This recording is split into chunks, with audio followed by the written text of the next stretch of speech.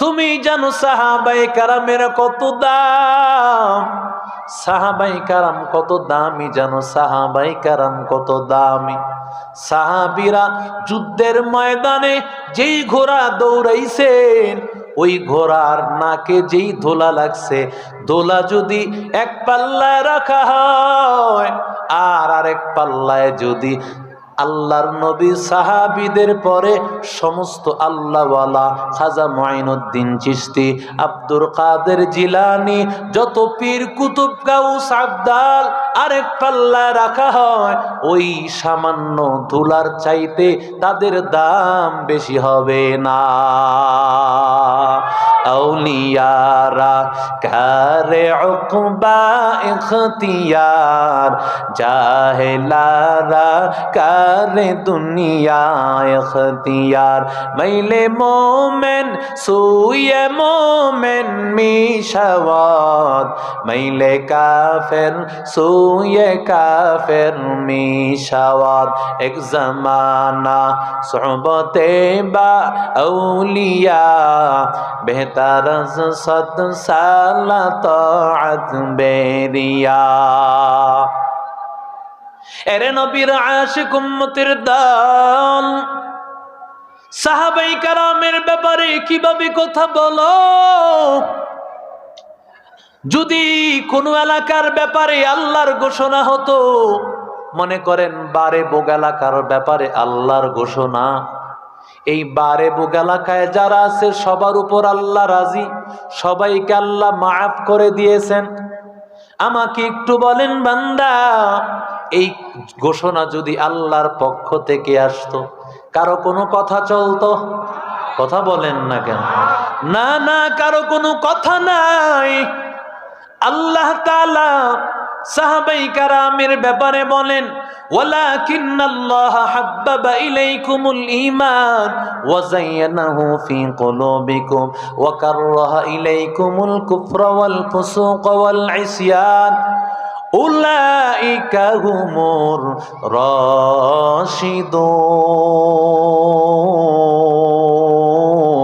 রাশিদুন। আল্লাহ ডাক দিয়া বলেন, উম্মতের দল, আমি আল্লাহ সাহাবীদেরকে কেমন দামি বানাইছি। ওই সাহাবীদের কাছে আমি আল্লাহ কুফরি, আমি আল্লাহ অপছন্দ করে দিয়েছি। পাপাচার তারা পছন্দ করে না, গুনার কাজ কেউ পছন্দ করে না, বরং সাহাবীরা ঈমান তাদের কাছে ভালো লাগে, বরং সাহাবীদের কাছে নামাজ বড় ভালো লাগে। আমার কাছে তো নামাজ ভালো লাগে না, কোরআন ভালো লাগে না, রোজা ভালো লাগে না, নবীর আদর্শ ভালো লাগে না। আল্লাহ ঘোষণা করে দেন, সাহাবীরা এমনি সাহাবী হয় নাই, বরং সাহাবীদেরকে নির্বাচিত করেছেন। জোরে বলেন কি? নবীজি বলেন, ইন্নাল্লাহা ইখতারা আসহাবি আলাল আলামিন।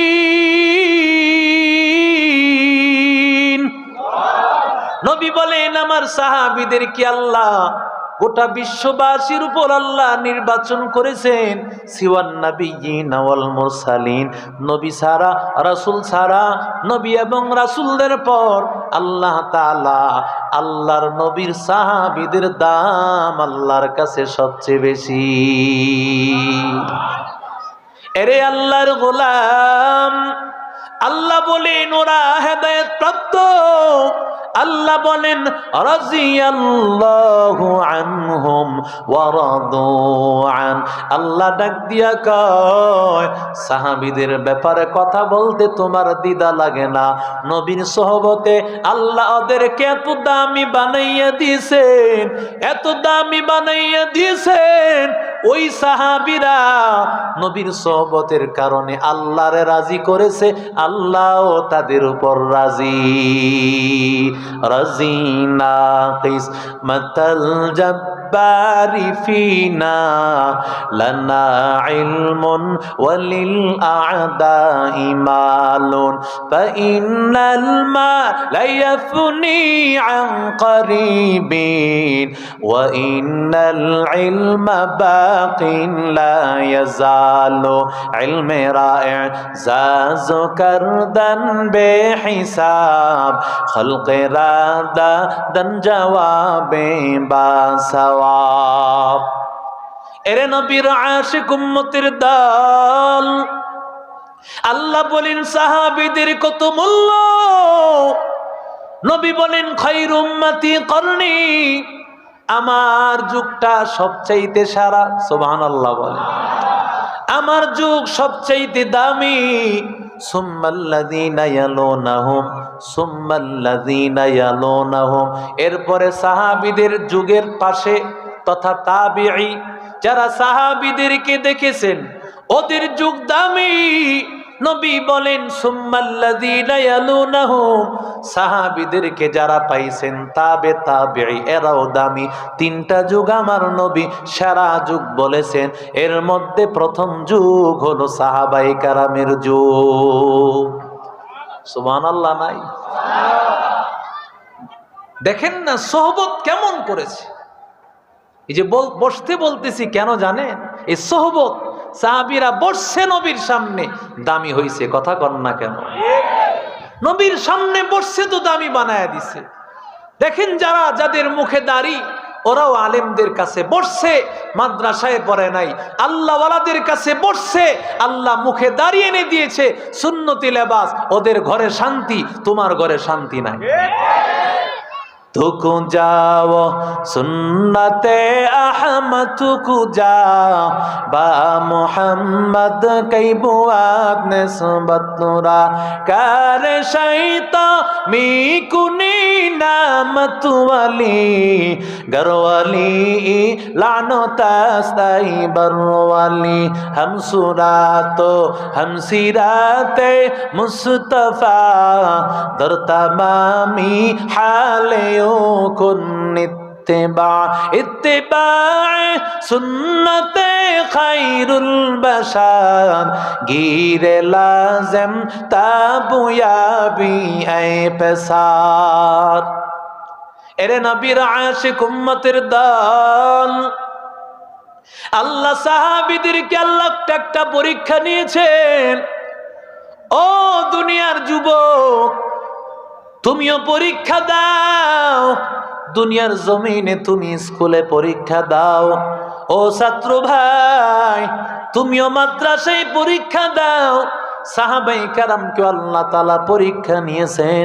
ইন্নাল্লাযীনা ইয়াগুদ্দুনা আসওয়াতাহুম ইনদা রাসূলিল্লাহ উলাইকাল্লাযীনা ইমতাহানাল্লাহু কুলুবাহুম লিত্তাকওয়া লাহুম মাগফিরাতুন ওয়া আজরুন আযীম।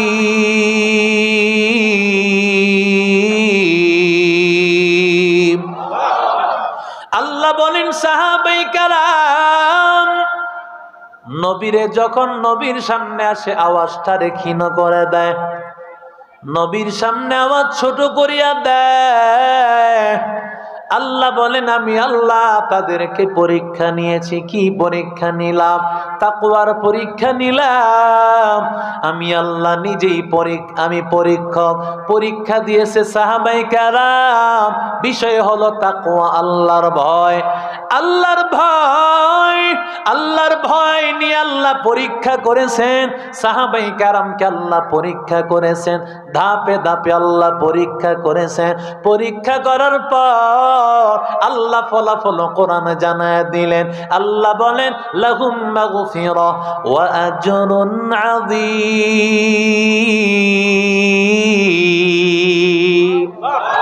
আল্লাহ বলেন আমি আল্লাহ পরীক্ষা নিয়েছি, পরীক্ষায় সাহাবায়ে কেরাম পাস। আমি আল্লাহ ওদেরকে মাফ করে দিলাম, আর আমি আল্লাহ ওদেরকে জান্নাতে পুরস্কার দিব। কত মর্যাদা দিব আমি আল্লাহ ছাড়া কেউ জানি না। या इलाही तू मेरा माबूद है, या इलाही तू मेरा माशूक है, या इलाही तू मेरा गफ्फार है, या इलाही तू मेरा सत्तार है, या इलाही मुझसे मुझको दूर कर, ताकि देखो मुझ में तुझको एक नजर। हर तमन्ना दिल से रुखसत हो गई, अब तो आजा अब तो खलवत हो गई, बुजुर्गी की नहीं हमको जरूरत, गुलाम अपना बना हमको खुदाया। আল্লাহ বলেন মুহাম্মাদুর রাসূলুল্লাহ, আল্লাহর নবী মুহাম্মাদুর রাসূলুল্লাহ ওয়াল্লাযীনা মাআহু আশিদ্দাউ আলাল কুফফার।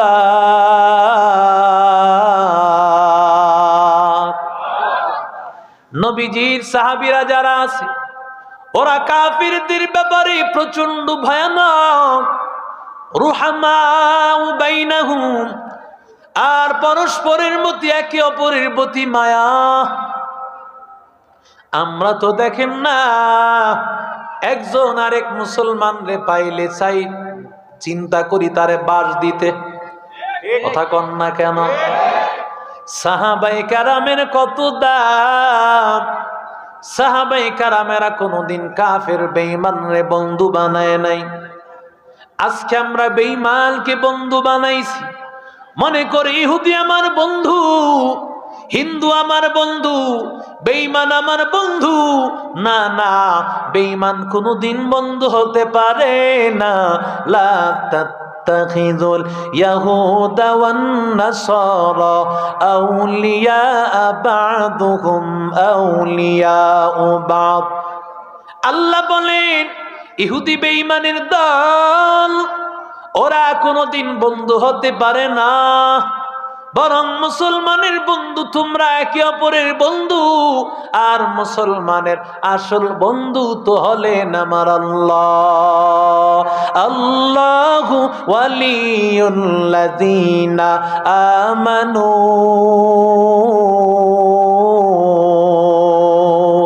লা ইলাহা, জোরে লা ইলাহা, যারা দাঁড়ায় আছেন বসে পড়ি, লা ইলাহা, লা ইলাহা, লা ইলাহা ইল্লাল্লাহ, লা ইলাহা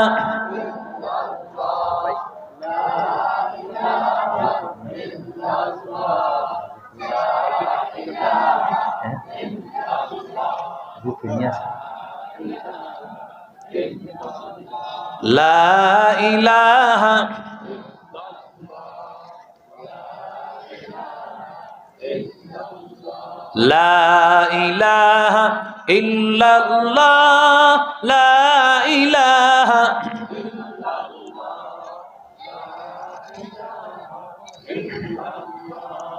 লা ইলাহা লা ইলাহা ইল্লাল্লাহ, লা ইলাহা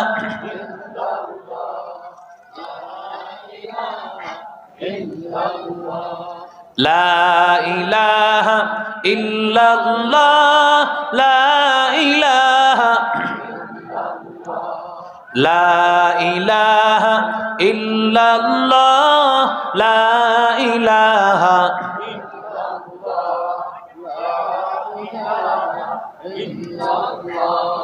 লা ইলাহা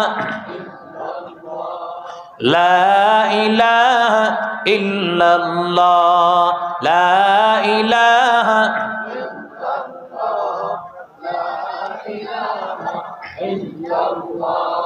লা ইলাহা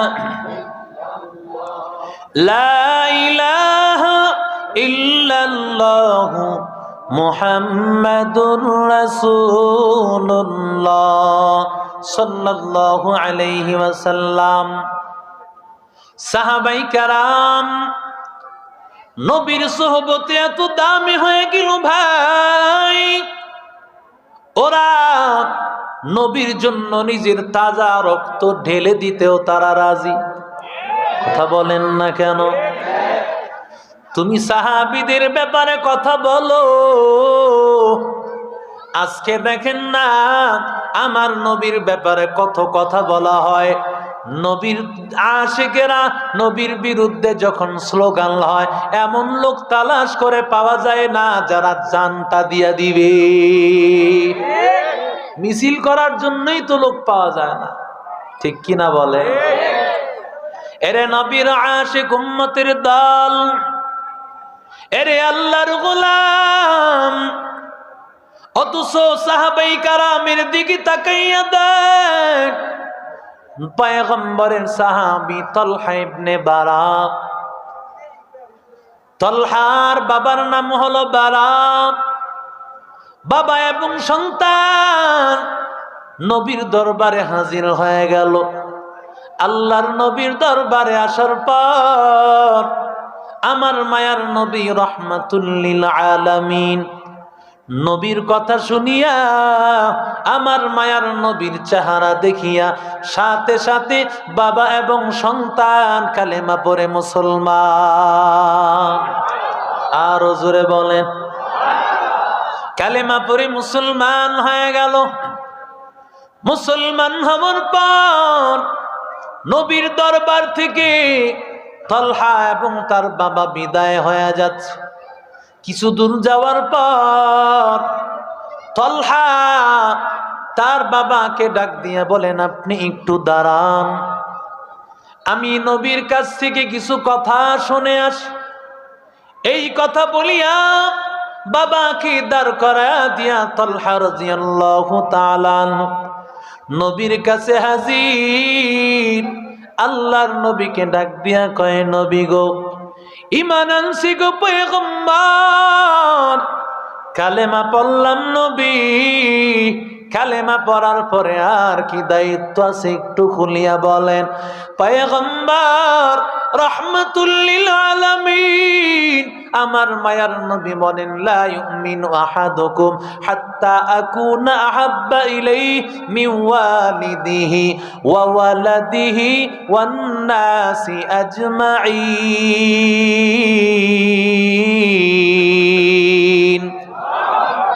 নবী বলেন, যতক্ষণ পর্যন্ত না নিজের বাবা এবং মা, নিজের সন্তান এবং কি নিজের জানের চাইতে আল্লাহর বান্দা নবীকে সবচাইতে বেশি ভালো না বাসবে, ততক্ষণ পর্যন্ত আল্লাহ তাআলা তাকে কামেল মুমিন, পাক্কা মুমিন বান্দা কোনোদিন হতে পারবে না।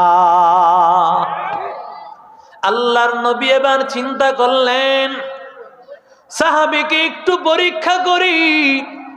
আল্লাহর নবী রাহমাতুল লিল আলামিন সাহাবীকে ডাক দিয়া কয়, সাহাবী, তুমি পারবা নাকি তোমার বাবার গর্দান আলাদা করে দিতে?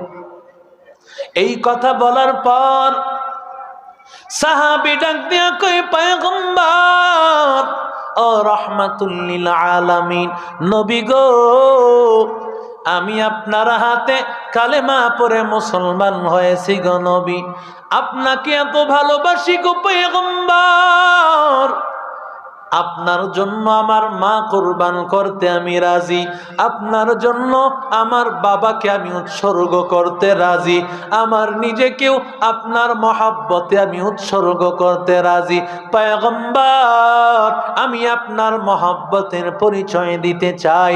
সাথে সাথে তরবারি নিয়া বাবাকে হত্যা করার জন্য রেডি। দৌড়াইতেছেন। আমার মায়ার নবী ডাক দিয়া কই সাহাবী দাঁড়া, না না, আমি রহমাতুল লিল আলামিন সন্তান কর্তৃক বাবাকে হত্যা করার জন্য আসি নাই, বরং আমি মায়ার নবী রহমাতুল লিল আলামিন আমি যাচাই করতে চাইলাম, আমি একটু দেখতে চাইলাম তুমি কি পরিমাণ আমাকে মায়া করো, তুমি কেমন আমি নবীকে ভালোবাসো। আমি যখন পরীক্ষা করে বুঝতে পারলাম তোমার ভিতরটা আমি নবীর মায়া দিয়া ভরপুর। আল্লাহর নবী বলেন যাও, চিন্তা করা লাগবে না, রহমাতুল লিল আলামিন। এবার তাকে বিদায় দিয়া দিলেন। 5 ওয়াক্ত নামাজ আদায় করবা আর আল্লাহকে ডাকবা, নবীর তরিকা অনুযায়ী চলবা, টেনশন করা লাগবে না। এই কথা বলিয়া রহমাতুল লিল আলামিন বিদায় করে দিলেন। অনেক দিন হয় আমার মায়ার নবী তলহারে দেখে না।